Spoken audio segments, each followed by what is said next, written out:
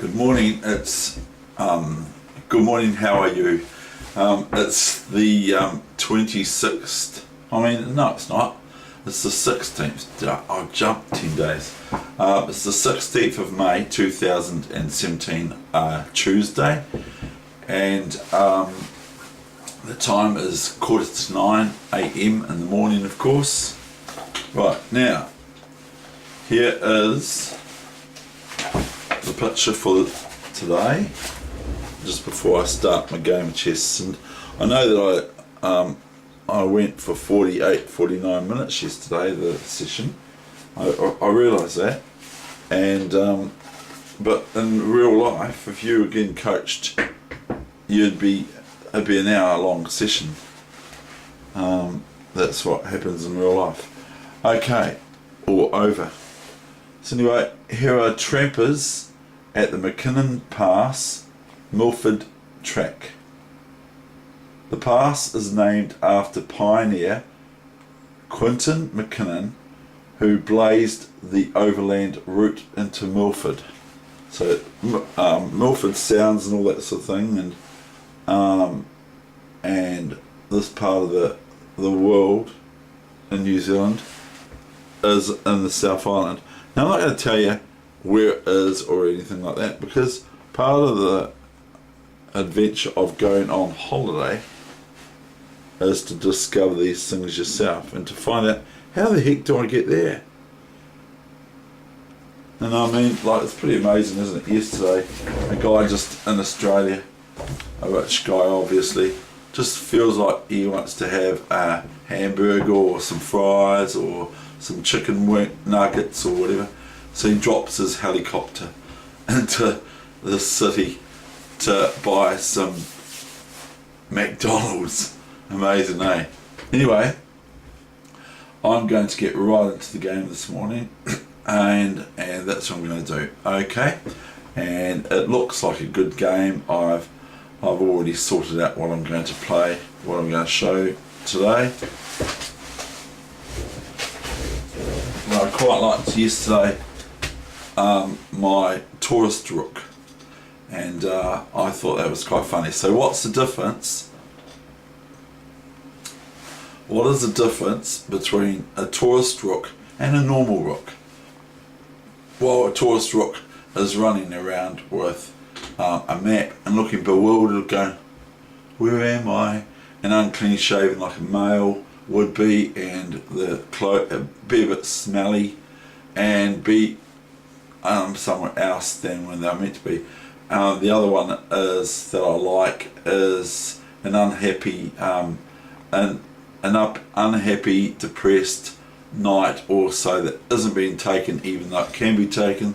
So it gets very, very depressed in chess. And the other one is I've had happen this. I used to play correspondence chess with a friend of mine in America, professor of English, teaching the Americans how to speak English, and I said back then he should have started with Mr. Bush. He should have started teaching him how to speak English. Not that I can talk either. Oh, I can talk, but I can't. But anyway, so I said to my friend, I've heard from your pieces that they've been asking me for me to adopt them because they don't like the way you treat them. Anyway, that was just one of my wee little anecdotes or whatever back then. So here we go, and I'm going to start the game, so then I'm not going to be too long, you see.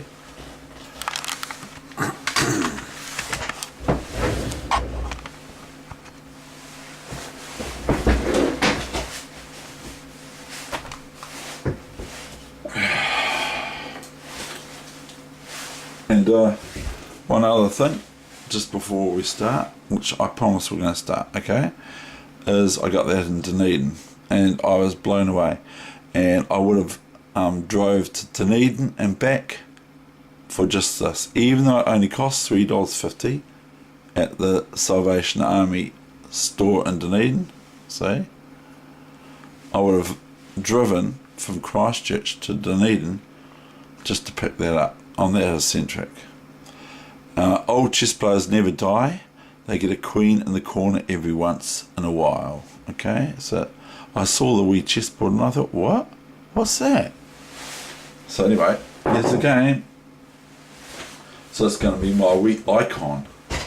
I think it's really cool. But it's only worth, it is only worth $2, $3, but I did also pay $3.50 for it in New Zealand, and it's not actually, it's meant to be for me, I think. I actually believe it's meant to be for me. But I'm not, the $3.50, I said to the lady there, she knows me, I said, I'm not even going to be the Dutch negotiator today. I'm not even going to negotiate that. No way. In fact, I would have paid them more, but I have given them a donation recently. So anyway, here we go. Here's the game. D4, knight f6, or king's knight to king's bishop 3. Knight f3, b6. These, am I playing the right one? No, I'm not. Okay, start again. I'm meant to be doing this one because I was looking at who are the players. This is same-ish as white, and Engel is black. This is an Indian defence as well, like we've just started playing. And this was played in Brunn, 1928. A knight for the queen and a castle for the king. Okay, so it was played 1928. So that's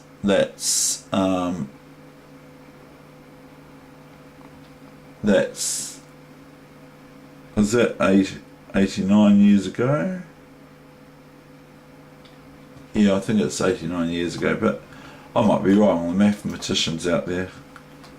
It was that movie I just saw. It's really, really good. It's about, so it's D4, knight f6, C4, new main line.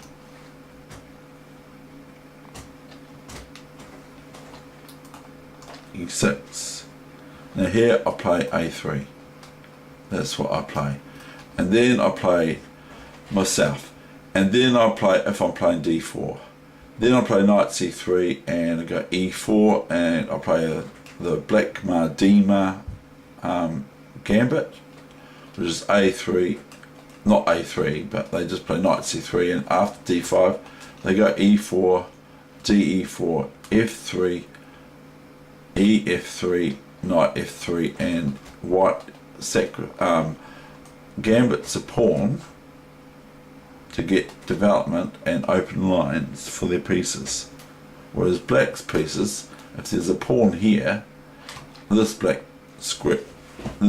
white squared bishop, this black white squared bishop is hampered by this pawn on E6. If this pawn on D5 takes on E4 and F3 and the Black Mardima. So that's the Black Mardima opening. It's quite good. People don't like it in Lightning Chess. Played against them.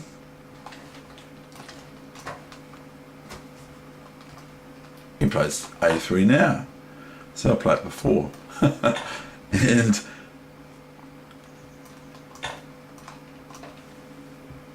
and my friend plays it too, that I showed him this line. So I actually get people copy my moves a bit. But the thing is they should play their own chess, their own, not to say I don't want them to copy me. They should play their own chess, their own picture on the chessboard. That's what I keep saying. So anyway, we've got Queen C2, so we've got A3, Bishop C3, check, BC3, D6, Queen C2, Queen E2. Pawn to King 4, this sort of natural looking move, and it aids this bishop to come out here or here. That's the thing, and this bishop's already able to move. You can go out here too to A3. or it can just fly off to here.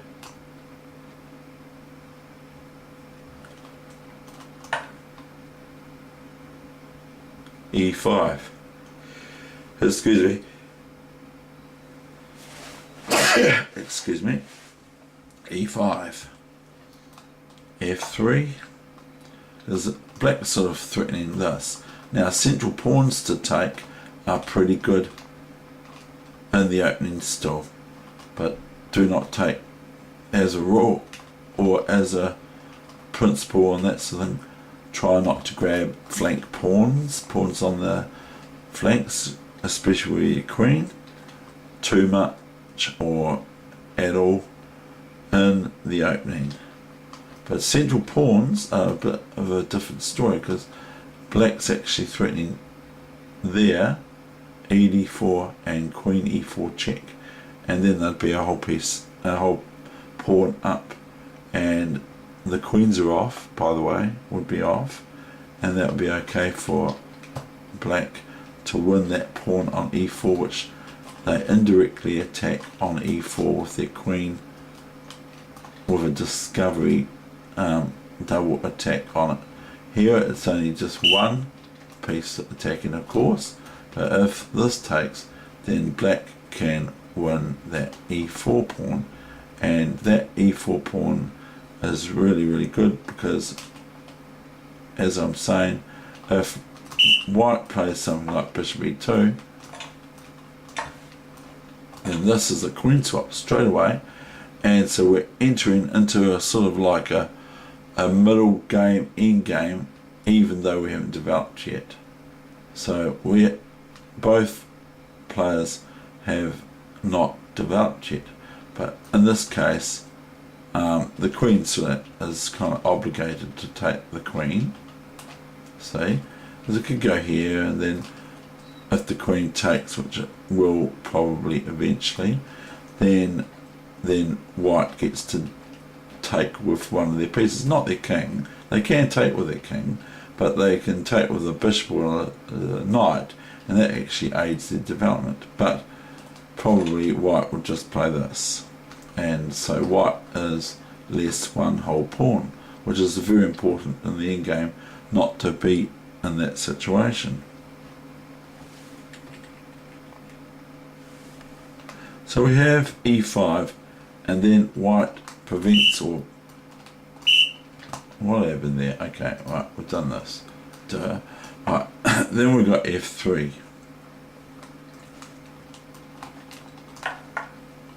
Castles, knight's Castile, bishop d3, knight to c3, c6. Now white has been met with black being a wee bit of a pain, is that developing what's called developing with a threat. They're actually threatening this pawn, take, and then knight takes, and then the pawn can come here, or the knight can just retreat here, and then the knight can go here if it wants later on, once the bishop's developed, and that sort of thing. So white has to react to that, so they develop as well. Go knight e2, good on them, they're better than me. Knight e8. So already Anand would say, keep developing, bishop out, get your pieces out, keep developing. Don't look at this sort of thing. You're mucking around. You're making another move with this knight. This knight, excuse me sir, it will be a sir because it's a knight. Sirs are knights, knights are sirs, that's what they get called. Excuse me Mr. Sir Knight, okay? Or Mrs. Sir Knight. You do not move twice in the opening. You try and not move twice in the opening. Just move once in the opening. This is the opening. You're opening up the can of beans. You're not eating the beans yet. You've got to keep developing. And developing is one move, and an inaugural move with that piece. Not 2 or 3, as I even do. Knight e8. I would actually give that a question mark. Okay? I'm that serious about it. It's the difference between winning and losing in chess. It makes all the difference. If you muck around not developing properly and you break that rule, doesn't matter who you are. Magnus Carlsen, Kramnik, and that, they do not break this rule. Anand, they do not break this rule. Kasparov, they do not break this rule. I do, but they don't. They always, always, always develop. Unless they can win a queen or something, which isn't going to happen, is it? Bishop E, so we've got B6, Bishop E3. Now look, another move from black. And look, see, this knight's moved twice. 1, 2. This knight's moved twice. 1, 2. So that's 2 moves. And look, this knight, I mean, I know it's kind of going to start to try and attack things, but look, this knight here, it's on the edge of the universe, and this knight here is on the back rank. And I know there's plans that black has got, but this is not the part of the game for black or white to be planning. But white, on the other hand, is ready now probably for the middle game. So no wonder they win. That's why we've got... Now, white can move this knight now because he has developed, even though he still has to put a rook on an open file or something. But we don't know how pedantic we're going to be. Bishop E6, well... Queen E2. If he goes D5, then it locks it up somewhat. And it makes it more difficult. So he keeps it... Samish keeps it... by the way, we played F3 before, and that's what Samish opening in the King's Indian, not this opening, he played F3 in the King's Indian, you see. So I just realised, that Samish's move in the King's Indian, so he's playing it in this opening too, the Queen's Pawn opening. So here you go, that's who Samish is. Queen E2, and we're defending, and black's attacking this twice, so we're defending it for white twice. F6. It's still not another developing move. Now white now comes with this. Now if white had gone before D5 instead of Queen E2, then this move here later wouldn't have been that much, that wouldn't have been that great. But here it's a bit better. It makes black want to take this pawn. If it doesn't take, white has a few moves at hand. White might choose. See, white can choose, and black's still in bed. They're still in bed. They're not out of their tent yet. They're still in their tent, and they haven't developed.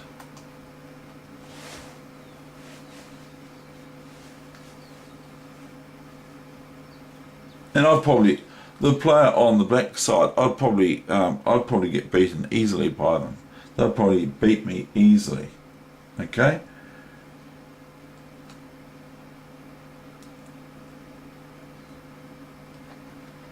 EF4.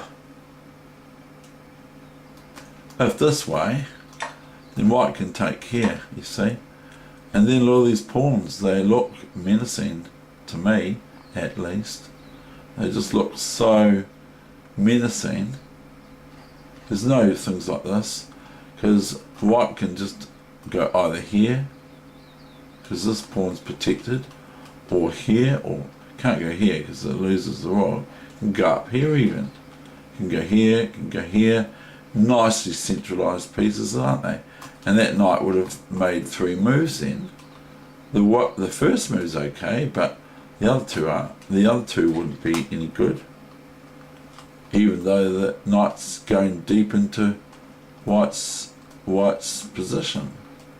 But anyway, I remember one strong master from New Zealand. He would just go undermine the knight on from A5 to B3, just undermine it, make it go away, because it can't make two moves with this pawn to keep this knight here. And then white is developing this rook, so to speak, by putting it on a open or half open file. So that's no good.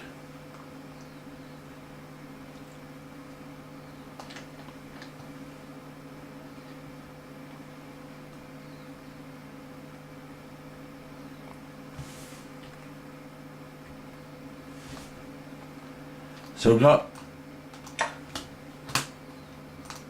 EF4, Rook F4. See, now that's all right. Okay, we've got Rook F4 now. Now Queen to Bishop 2. Notice Black's still not developing. So White's not going to let this pawn go A, because White doesn't want to lose this pawn, but Black's wasting time.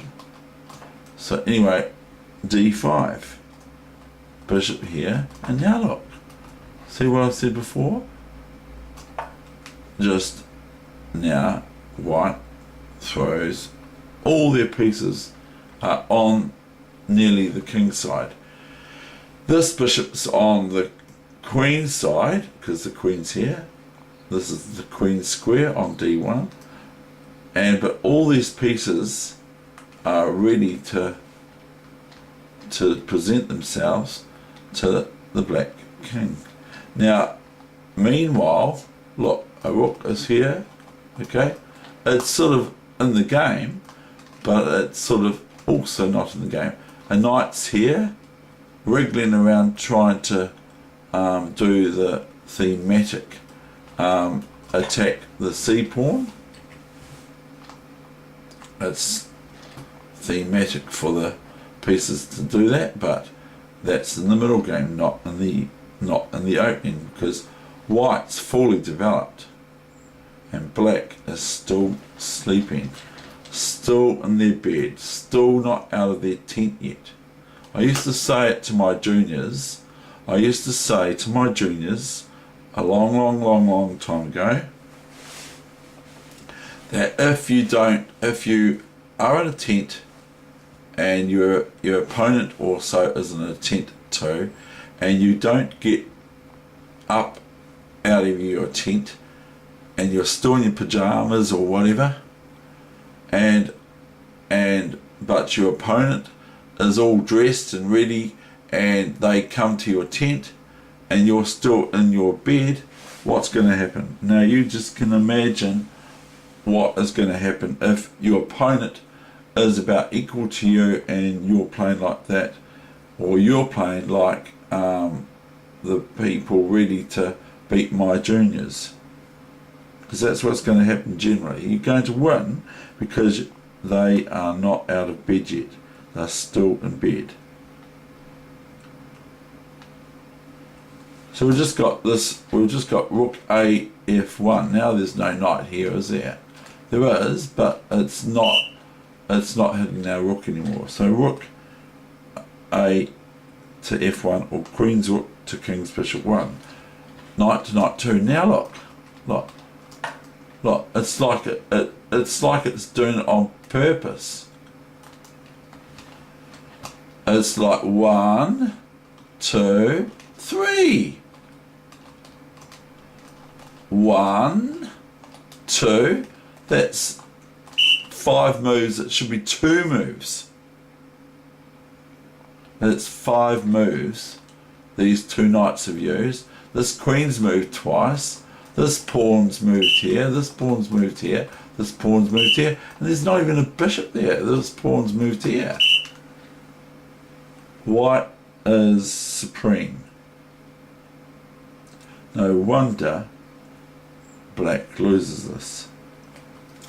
But like I say in other instances, if Black is met with white just hanging around now, just move the king here and here and here and here. It'll give time to black to organise their pieces. Now this knight can come here, of course, it can do that now, but it's made 1700 moves to get from there to there to there to there to there. It's bloody, it's really, really ridiculous.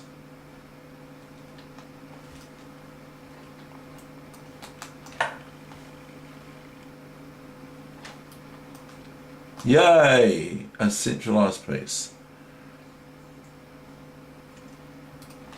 Takes it, get rid of it. It's the only piece just about that black's got that's good.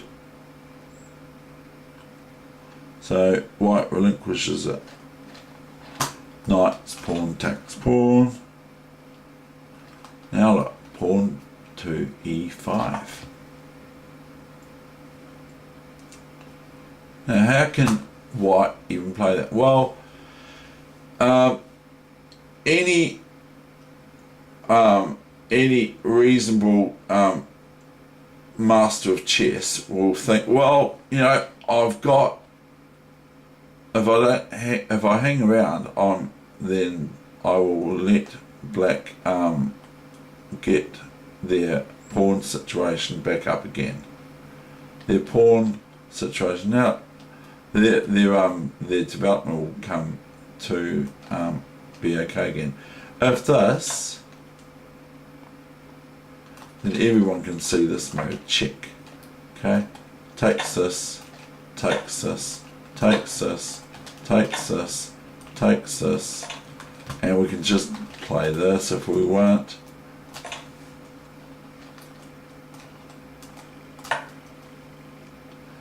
And I'm sorry, I just did get a wee bit annoyed with, I got annoyed with myself just then, but I got annoyed with the way black's playing, because they're just really breaking stupid, you know, they're just breaking the rules.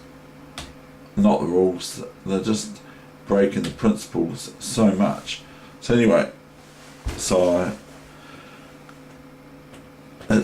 Okay. Black went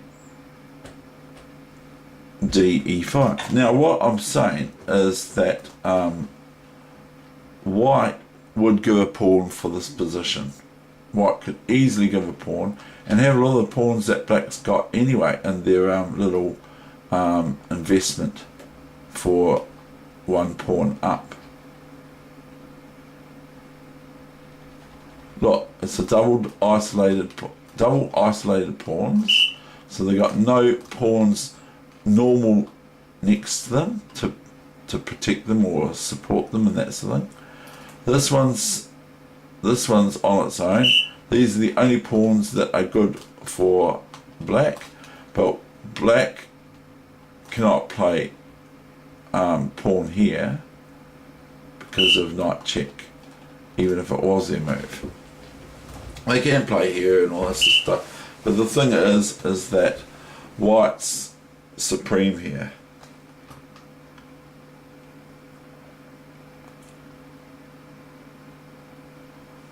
So white has just lost a pawn, or sacrificed a pawn. Then we have rook here.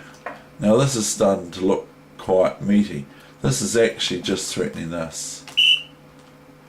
So if we just say this is the move, white just goes here,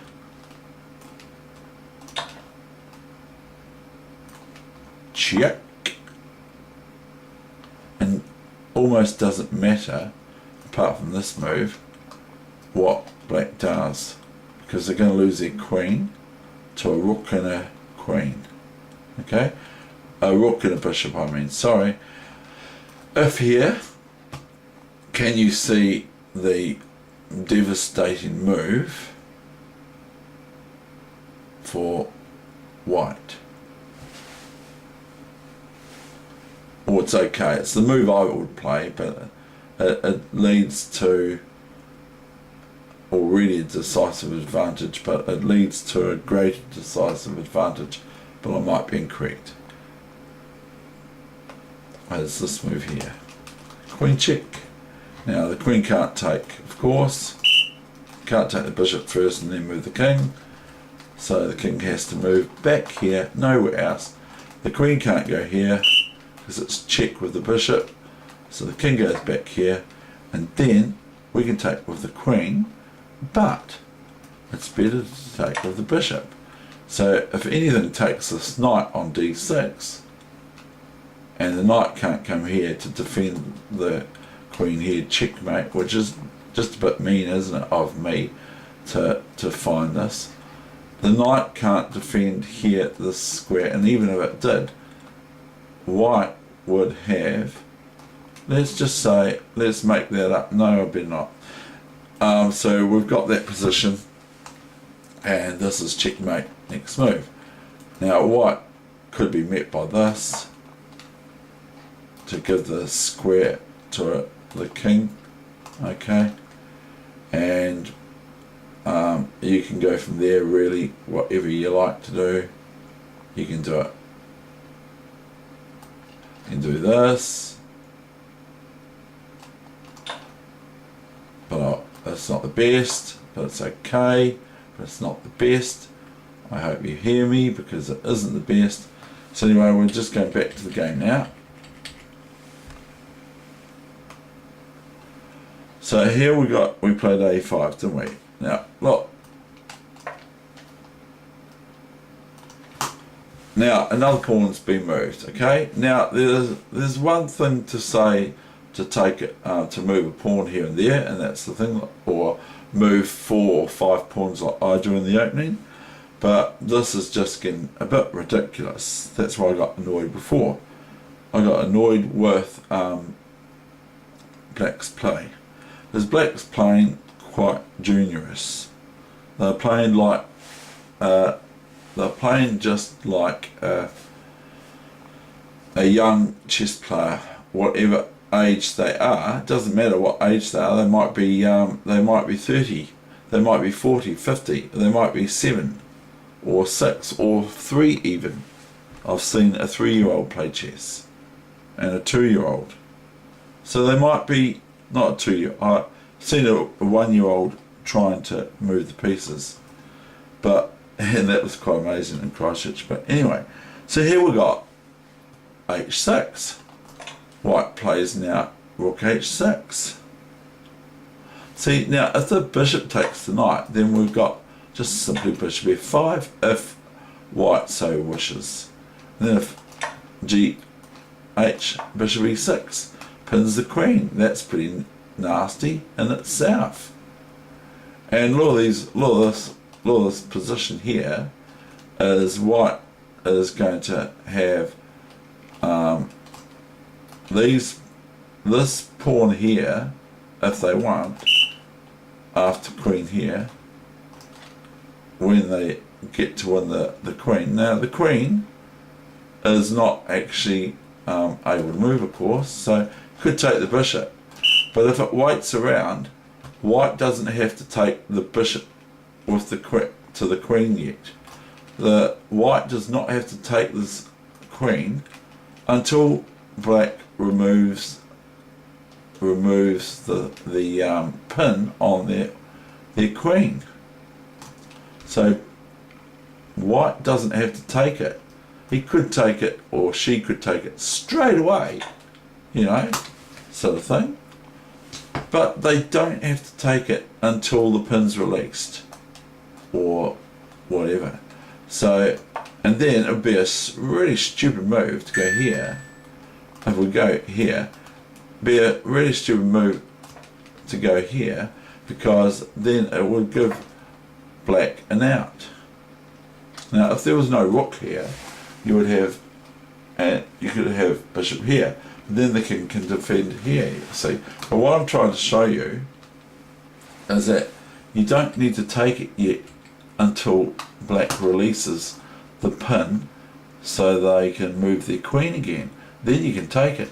See, and black's made a move to get out of it, which in chess is tempi, it's time, it's a tempo. If black wants to get out of this possible check of the queen moves, in this case, because this is an absolute pin, fork, or whatever you want to call it, not fork, this is an absolute pin of the queen, because the queen can never move except for taking the bishop. Can never ever move in a million, zillion years, whatever that means. So the king has to move out. So what I'm saying is that you could leave this till it either A, gets threatened, like this, then you think, right, I'm going to take it, or something to that effect. But if you take it straight away, then black hasn't made an extra move to get out of the fork, have they? And you work it out, it's the difference between another move for white, and black has to make this move if they want to get out of the fork. Right, I've spent enough time on that one. So we've got rook h6, have we not? And then we have knight d6. Whoa! Well done, knight. You have now, knight's dead. You have now come into the game. You are actually threatening that if we take this, then you strengthen your pawns up again. But at what cost? Now, the real quick ending to the game is this. Chung! Chung! Chung! And I'm going further because king takes here. Chung! Chung! Chung! Checkmate. Okay, that's the end of the session. I hope you enjoyed that game. So that was Samish versus Engel.